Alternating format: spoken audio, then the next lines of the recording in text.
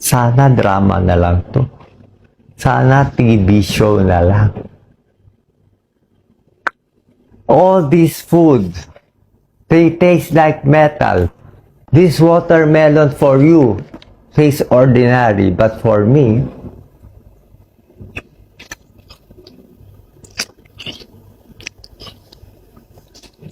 watermelon and dragon fruit for bowel movement. That is the correct process of healing. You should defecate, pass your bowels, and urinate every day. Get all the toxins out. You know what my doctor said? You can eat anything. You have cancer. You try to eat. Even if no taste, I try to eat. If I don't eat, I will die. These are my medicines. I will take it in front of you. My relatives do not want me to make this video, but I said I owe it to the Filipino people to be honest to them. I owe it.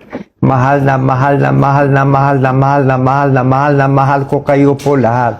Ni bawat takbo ko para po sa inyo, hindi para sa akin. Unang campaign ko, wala akong gastos kahit na. Pangalawa, wala akong gastos. Wala akong niloko, wala akong inaway. Anong ginawa niyo? Binas na ako ng binas. Sumaba sobra loob ko.